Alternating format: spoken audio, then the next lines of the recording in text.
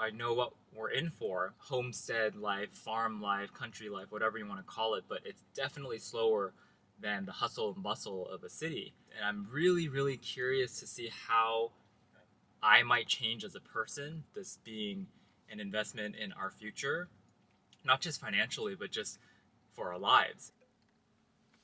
I left LA and I'm on my way home driving. I have the dogs here with me. Emma, you can see her, and then Cosmo.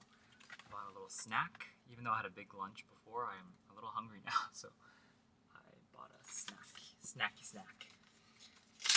And spent a lot of time with family. So yesterday, yummy. Yesterday was Sunday.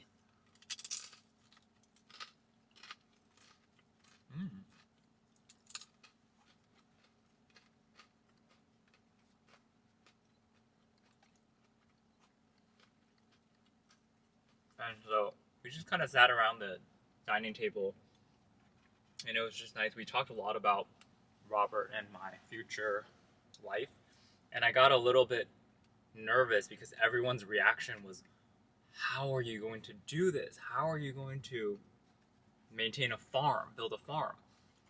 Well, there's no farm right now because it's just pasture, it's just grass and land, but I got a little bit nervous thinking about it because I was like, oh, I guess, yeah, it is going to be a lot of work, but I'm still excited overall. We were supposed to remove all contingencies today, so the loan contingency is our final contingency. We didn't remove it yet because Friday the title company had just sent something back to the lenders, and we were like, well, we're going to let our lender kind of have time to review what they got back at least. And this morning, our lender texted us and said, hey, is that property a PUD or a single family residence? And we said, it's a single family residence, it's not PUD, it's not a condo or anything like that. Now we're basically confirming with the title company, and we're not removing contingencies yet. So we're probably going to have to wait another day or two. And we also have to check, we already checked to make sure that the loan doesn't have an impact, but we have to check with the insurance company now to see, does this change anything? Just to make sure, because I don't want any surprises and I don't want there to be a change in the cost of what we were anticipating all along. So that's the latest excitement, I guess. There's always something. And this Friday we're supposed to have our final inspections, or final walkthrough, and we went to look at cabinets on last Friday, and then next week we're supposed to close, and right after that we're supposed to have the mold remediation company come and do some work to remove some mold in one of the closets ceiling. So there's just stuff that we need to start to do. I'm not going to be traveling the world or doing anything other than basically managing this process with the new property, and I think it'll be good because then I won't be stressed and having to deal with work. It's been really, really, really busy, and also stressing out about this. So I think it'll be a nice time to transition, and I'm planning to drive back and forth a little bit and maybe bring some plants and just things that movers won't help us move likely when we get there, and it's just small things that I can move in our cars, since I'm going to be going out there probably pretty regularly anyway. So that's the latest, that's the plan. I'm feeling excited, but like I said, I'm a little nervous because part of me after talking to everyone was, wow, do I know what we're in for? And honestly, I don't. I can't say that I know for sure what we're in for, but I'm still very excited at the thought of this being an investment in our future, not just financially, but just for our lives. And so I was wondering if I will take my current self and my current tendencies and personality and just bring it to that kind of environment and just be the same person, just in a different physical environment, or if I will start to evolve and change a little bit and maybe be less, some people say intense, and maybe be less, I don't know, of a doer and pusher and just constantly go. And I think I might enjoy that, but I don't know how that feels until I get there.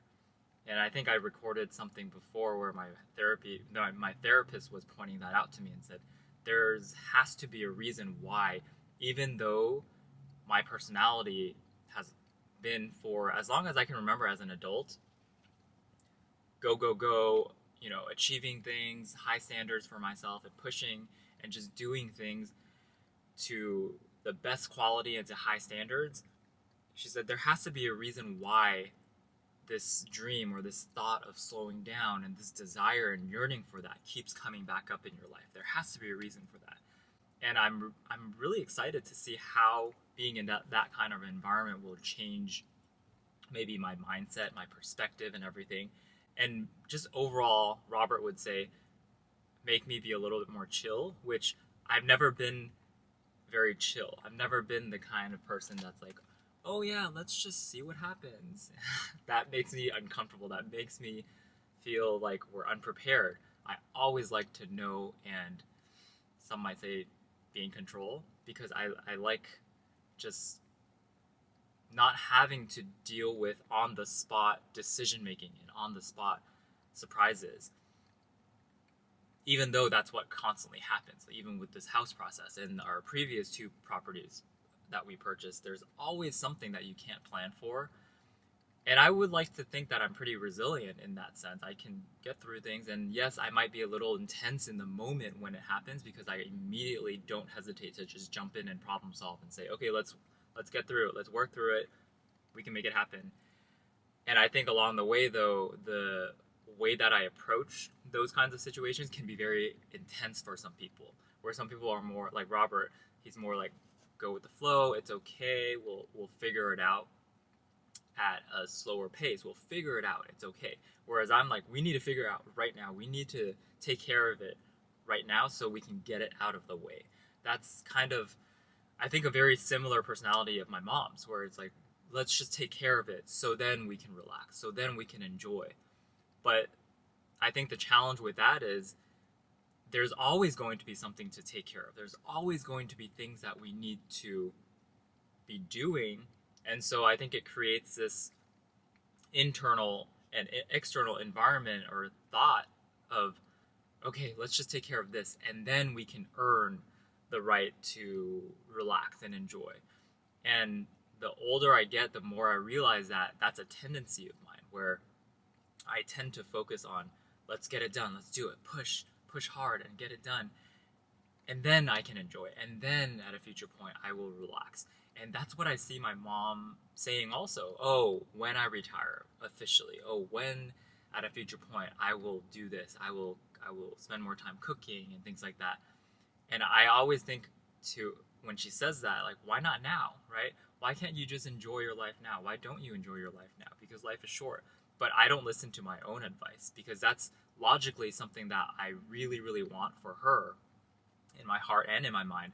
But for myself, I find myself behaving the same way, where I'm telling myself, oh yeah, once I push through this, then I can relax and enjoy, right? But I hope that being in this new environment will teach me to really slow down genuinely and not feel the urge and the need to constantly be doing everything.